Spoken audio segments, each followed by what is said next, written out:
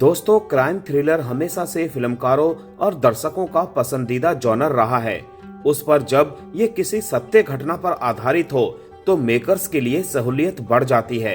नए निर्देशक अक्षय सेरे भागवत चैप्टर 1 राक्षस के जरिए सच्ची घटनाओं से प्रेरित एक ऐसी ही अपराध कथा लेकर आए हैं जो शुरुआत में एक सधे और बंधे हुए जुर्म की दास्तान देने का वादा करती है, मगर जैसे जैसे कहानी आगे बढ़ती है ये कुछ अरसा पहले OTT पर ही आई वेब सीरीज दहाड़ की कमजोर कॉपी साबित होती है।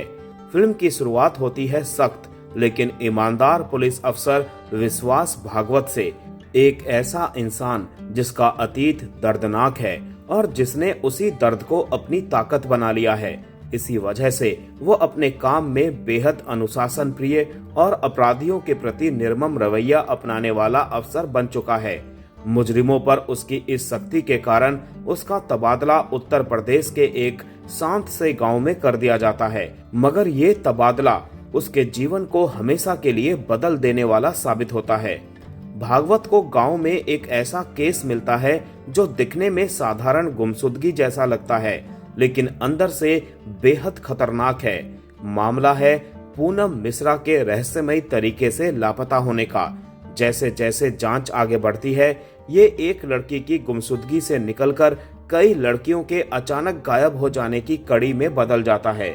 धीरे धीरे विश्वास भागवत एक ऐसे सिलसिलेवार अपराध के जंगल में उतरता है जो वर्षों से अंधेरे में पल रहा था।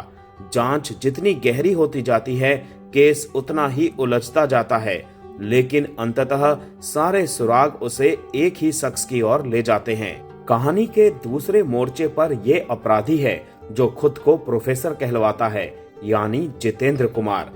जब भागवत इस केस की तह तक पहुंचता है तो वो सिर्फ अपराध नहीं बल्कि एक डरावने सच, इंसानियत के नैतिक पतन और वहसीपन से आमना सामना करता है।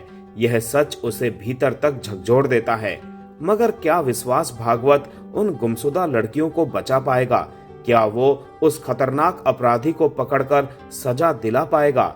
इन सवालों का जवाब छुपा है फिल्म के अंत में, जिसे जानने के लिए दोस्तों आपको ये फिल्म देखनी पड़ेगी।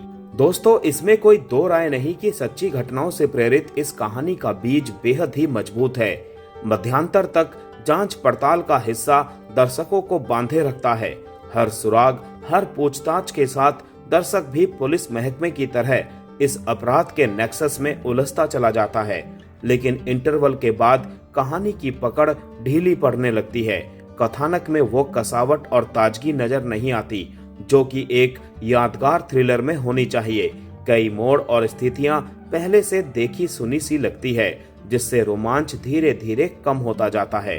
दिल दहला देने वाले इस अपराध के पीछे एक आम इंसान का राक्षस बन जाना भले ही समझ में आता है, मगर निर्देशक उसकी मनोवैज्ञानिक परतों को खोलने में चूक जाते हैं कि वो आखिर ऐसा क्यों बना।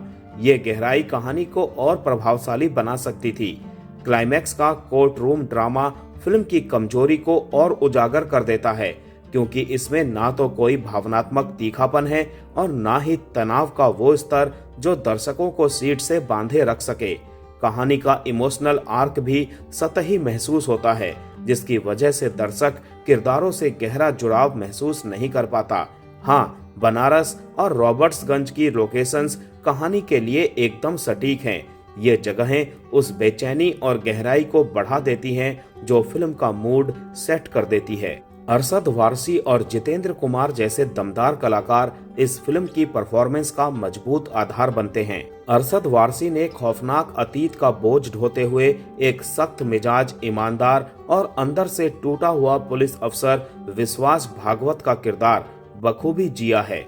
वहीं पंचायत के सचिव जी के रूप में मशहूर रहे जितेंद्र कुमार यहाँ एक सातिर, चालाक और निर्मम किरदार में बिल्कुल ही अलग अवतार में नजर आए। उनकी परफॉर्मेंस प्रभावशाली है और कई दृश्यों में वह दर्शकों को झकझोर देते हैं। हालांकि उनके किरदार की सबसे बड़ी कमी यही है कि उसे स्क्रिप्ट में सही तरह से विकसित नहीं किया गया। तो दोस्तों, अगर आप डार्क क्राइम स्टोरीज के शौकीन हैं, अरशद वारसी और जितेंद्र कुमार को पसंद करते हैं, तो भागवत चैप्टर 1 राक्षस को G5 पर देख सकते हैं।